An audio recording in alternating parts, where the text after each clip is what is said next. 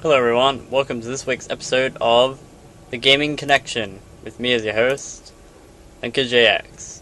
And this week we're going to be talking about Guild Wars 2. The reason I chose Guild Wars 2, basically, it's pretty much because it's coming off the back of what I was talking about last time, MMORPGs, and it only just came out, and really, it's a game that I've been looking forward to for years, so this episode was going to happen regardless. So I might as well do it now. So yeah. Oh yeah, also, Zero has returned. And he has the Mega Buster still. I have to get the sword variant later.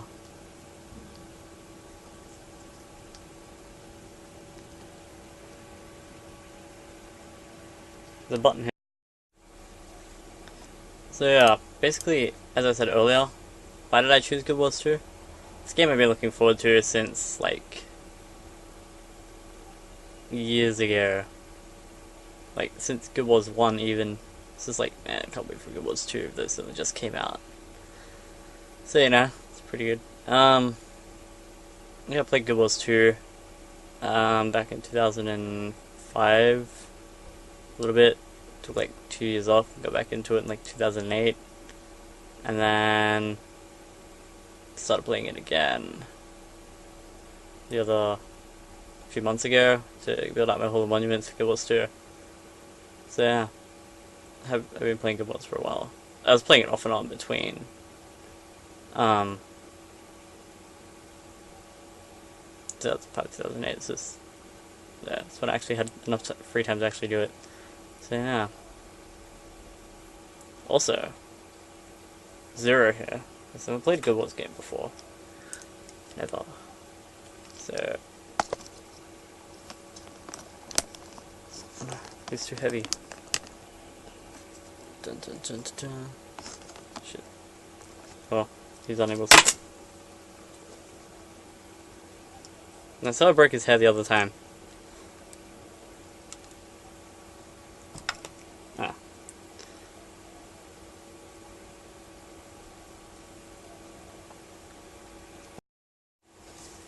So yes, that's pretty much what I look like when I'm gaming. Headphones and stuff on.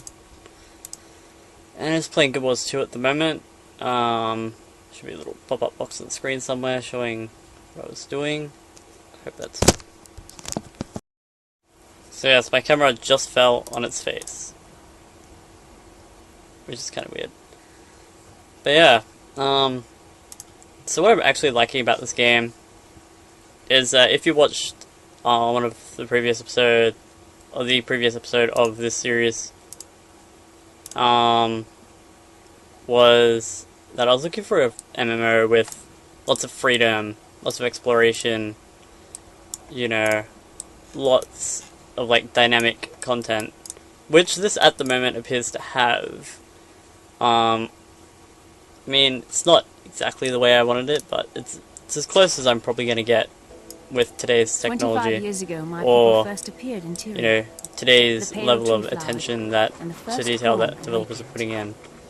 I imagine that a Guild Wars 3 would probably have, you know, awareness here and then awaken into the world. almost identical to what I was fills me with knowledge, linking to last week. So it is my inspiration, yeah. Guiding light. Anyway, what's actually really fun about this is the combat mainly. It's very, very good combat system. My time is soon. I keep hitting the wrong action keys sometimes with the mouse, and I'm not using keys because they're really uncomfortable and awkward. But that's just my opinion on that. Some people love keys, some people don't. Anybody who tells you that one control method over the other is superior is an idiot, mainly because, as I've proven with World of Warcraft, to myself anyway, I can click action keys faster than I can hit them with the keyboard. So, using a mouse. So yeah, it's kind of, yeah. A glimpse the faces of those whose secrets I will shelter, and who in turn guard mine. One of our Guild Wars. I will uncover truth and fight the nightmare that festers in wicked hearts. 0. On the eve of my awakening, I feel the earth singing in my bones. That's what I got my phone stacked up on. And yet, I sense darkness approaching. I hope that's a good angle. Something intrudes upon the dream. Blocks the path to my awakening. Before I can enter the world, I must first. See, I just got owned in a storyline mission, which you'll probably see come up summoned by the dream. Probably later in this video. Or during it, or maybe even right now. Who knows? Because I put all this together later with footage. So, yeah. This is, you know, what I'm really liking about this game anyway. Just the dynamic content, or the scale of the world. The world is massive. Like, I've been playing this for /life/playtime.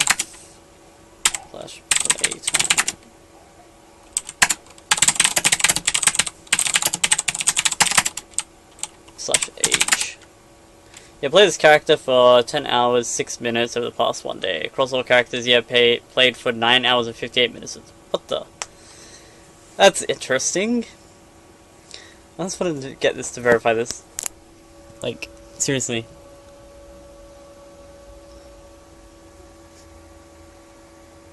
Yep.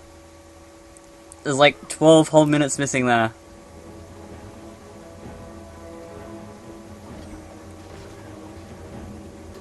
So yeah, you know. That's probably gonna turn out upside down in the video because my phone sucks with orientation.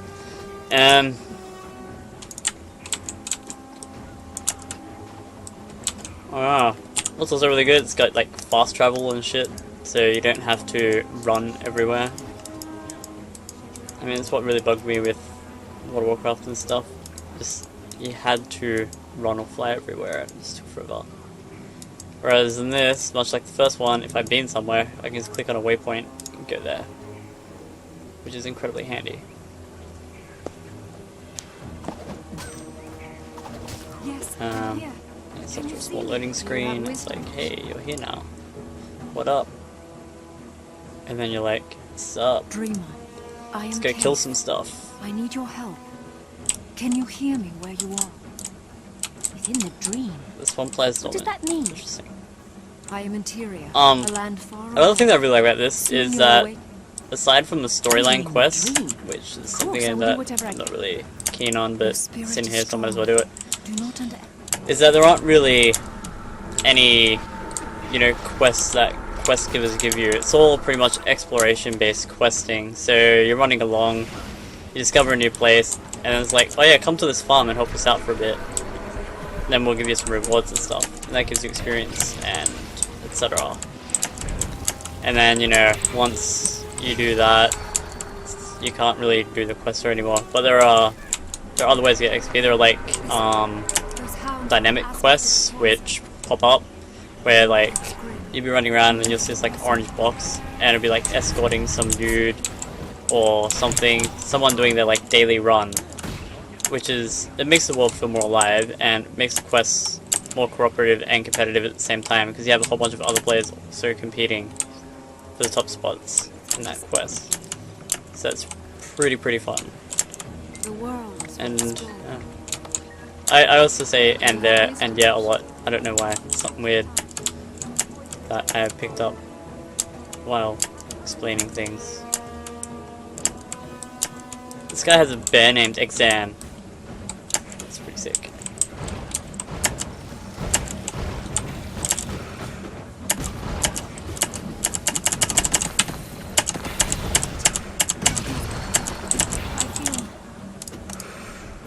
The pale tree has breathed her strength into me. She's made me tangible, but only for a few moments. Ready for anything. Swiftly now. Endless course. Actually, I have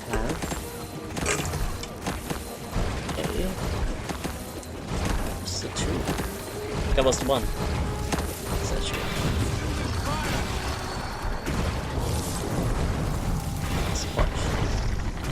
especially when she rips her shirt off in the show. She's like, I have topless. Yeah. Got to play enemy. So yeah, basically, what I want to talk about in this segment is the launch day issues that were present in Guild Wars 2.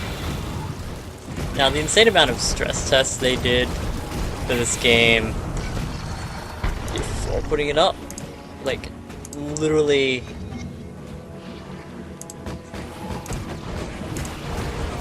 Had a lot of problems. Like, I started playing at around 2:30 PM Australian time.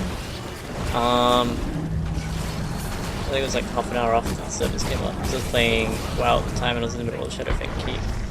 So I was like, yeah, I'll get that done into this. So I got that done. And then I jumped on Guild Wars 2. And it was fine for most of the day. And then at around 7, actually a little bit before that, maybe between 5 and 7, the services started going down and a lot of lag started popping up. Like, I joined World vs. World, and I was getting 13-second lag, not millisecond, like second lag. Like, I'd hit an attack, and then 13 seconds later, it would activate. And like, at first I just thought it was me lagging, like, you know, all my upstreams got this shit, it's probably something on my end. So, you know, that's just like crap, so nothing really do about it, it'll go down, it'll come back to normal in like half a second. But, didn't. And then, you know, I started watching how people were actually fighting while massive lag was happening. And I could see that people just after a certain time just stopped launching attacks. And then everyone just sort of stopped moving. And then I didn't get kicked or anything. I knew I wasn't kicked. But so then I ran off to one of the other towns and then I teleported out.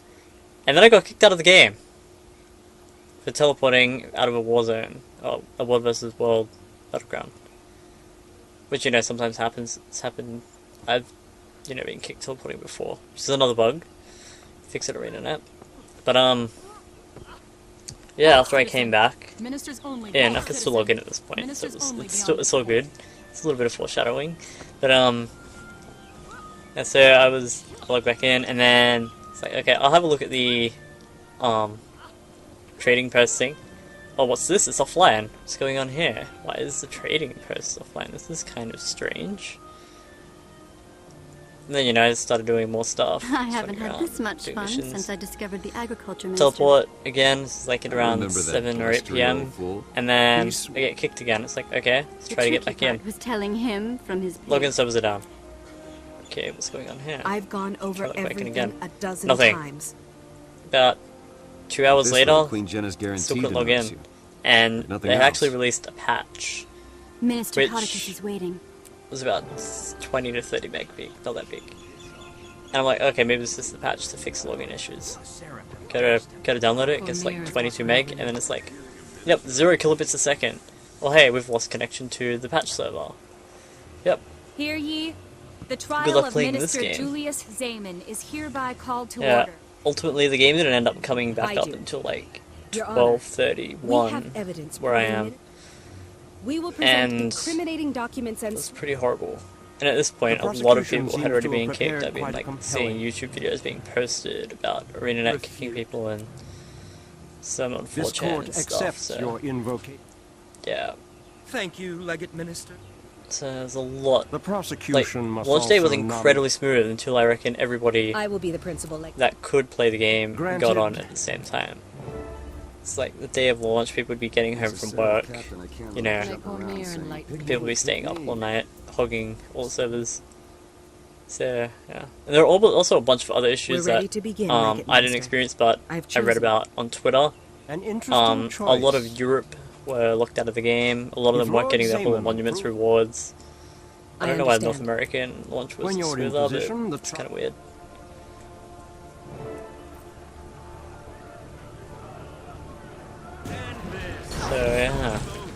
trying to avoid saying that, so that long pause was.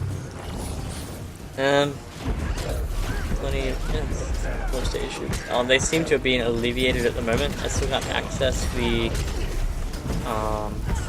like trading post thing. I did get kicked a few minutes before recording this, but I think it's because I was AFK. So let's go boot up the game again and see if I can actually access the trading post. This is getting serious.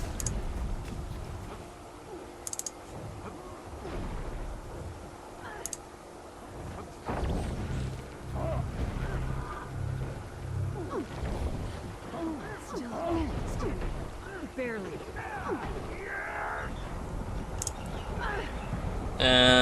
What letter was it? Oh. Yeah, jump start. Oh my god, it's working! Yes! I would. Ta-na-na, na-na. It is working!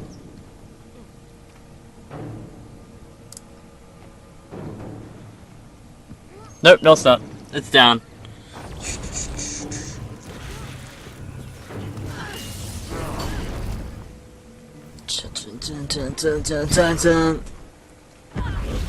Hey, my phone actually liked that. That was weird.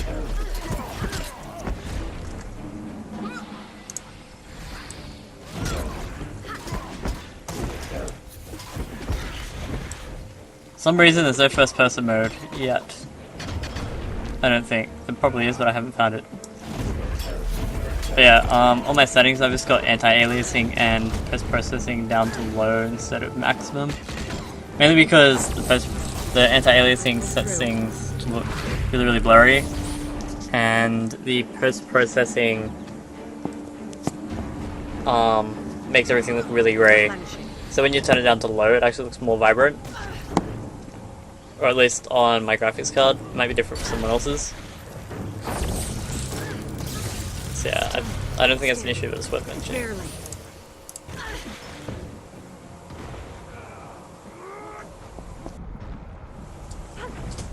You guys are probably all wondering how I get these glasses stuck in my face. Good thing they don't actually have things that go around your ears. Well, the secret to that is I put the same amount of pressure on the bridge of my nose with these things here. And it's Vitality kind of restored. probably wouldn't go running with them though. Work out too well. Would it?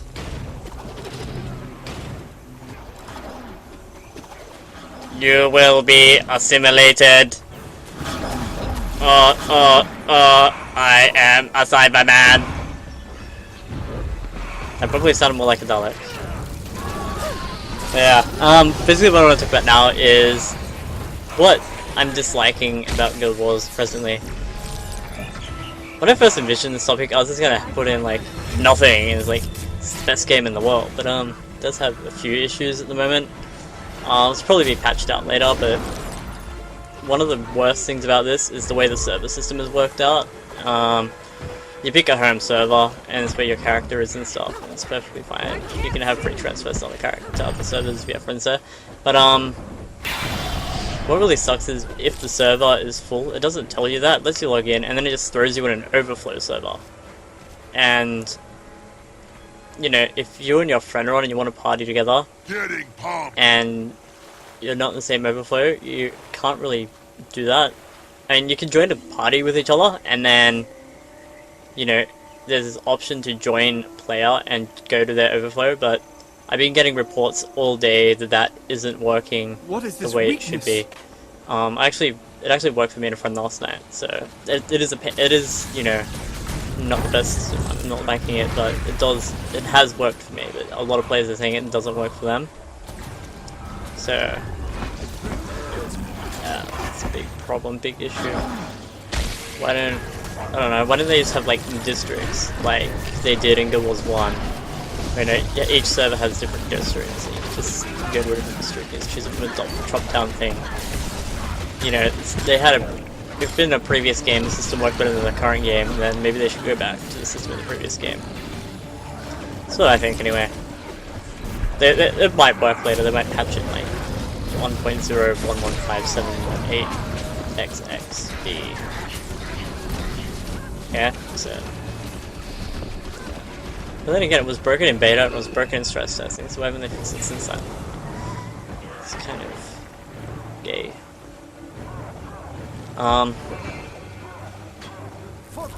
Another issue that, well, it's not really an issue.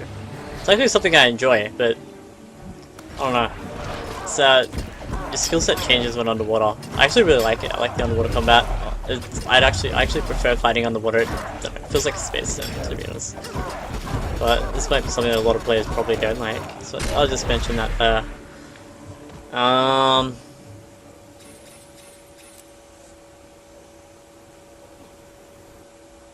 There aren't really that many issues. There's a few graphical issues, as with any MMO. That'll be patched out though.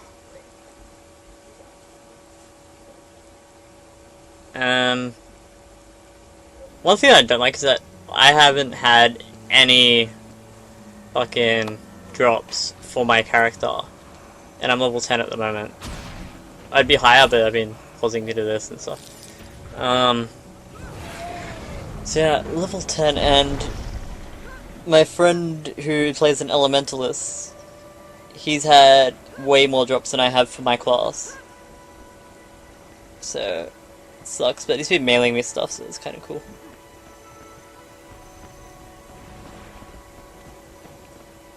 So this is what I'm not liking at the moment. Everything else about this game is fantastic.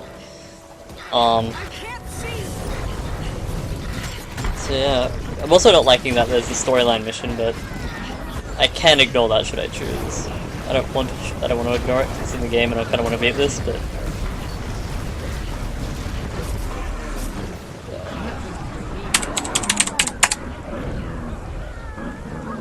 Slash dance.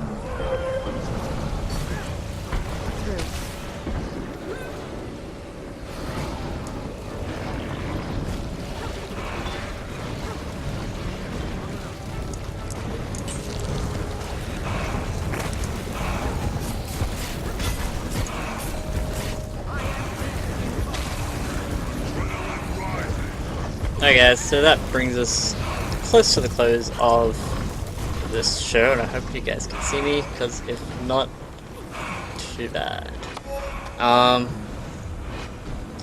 So, Guild Wars 2, it's an amazing game. It just came out. It's, from what I've seen of it so far, and from the beta that it took place in, and some of the stress tests, like, you know, this game is pretty... I reckon it'll be one of those games that'll last me a while. It's more PvP based than PvE based, obviously. It's got wars in its title, and guild, and it's really, really centered around World vs. World combat. But yeah, it's an amazing game so far, and you know, I don't see why this shouldn't last me a while. Right, so now it's time for our segment Connecting with You, where I ask you a question and you guys hopefully give me an answer.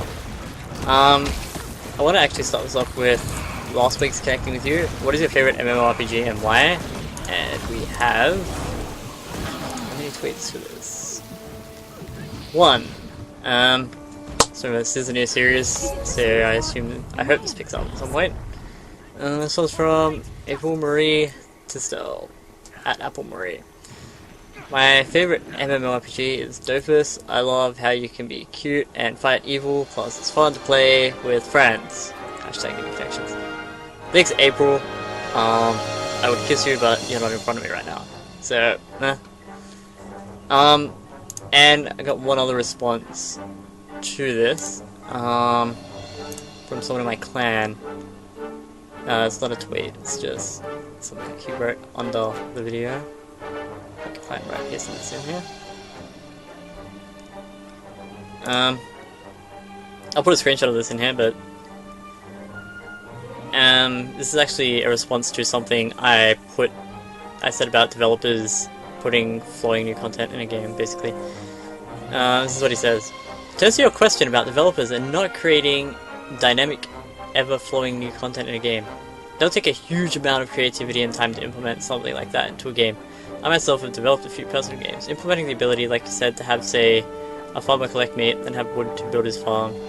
This would require a lot of logic, plus new models and map updates.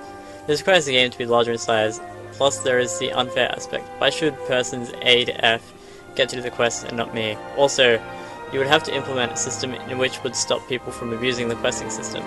When the quest changes, they should be able to take the new quest from that person. If so, doesn't this mean that they can stay in the same area technically for longer than they usually should?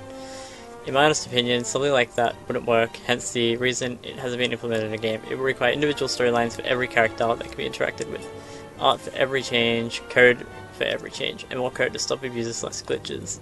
It's a nice idea, but too hard to implement, not to mention costly. Or another thing, reason that people make content the same, just because different animals collect different things, is so that a noob can play the game from start to finish and not get lost or freak out, then potentially quit the game. And then he goes, apart from that, nice casting, give a shout out to Rawberry. Hey Rawberry!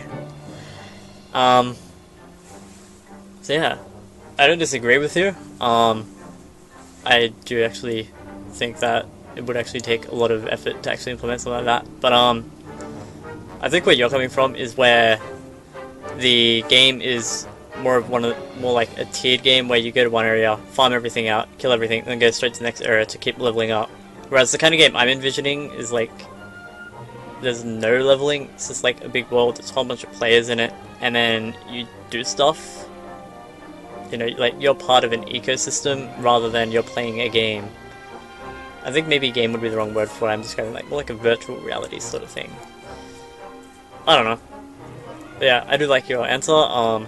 It is actually quite enlightening from like a game development perspective, and yeah, I just think that we might actually be talking about two different things, but Guild Wars 2 is as close to what I was thinking of, but also from a game perspective, so who knows. Maybe I just don't know what I want. Or maybe I do. What's up, ladies? Alright. So that's, that brings us to our new question for connecting with you. What is your opinion on Guild Wars 2 so far? Hashtag gaming connection. Just remember, you can send your answers via Twitter. Unlike our other episode, I'll also be opening answers to this in the comments section below on YouTube, so it's down there somewhere. Or my personal work email, bwebb, with its 2 B's, at capscomputers.com.au. Alright, just remember, you can check us out on Twitter, at LinkageAX as well. So thanks for listening, everyone. Hope you enjoyed it. I hope this came out okay, and there's gameplay in this somewhere. So I'm still trying to work out how to edit videos properly. I'm still a noob at that. So you can check out our official website at http://www.capscomputers.com.au. So thanks for listening. Adios. Have fun. Don't die.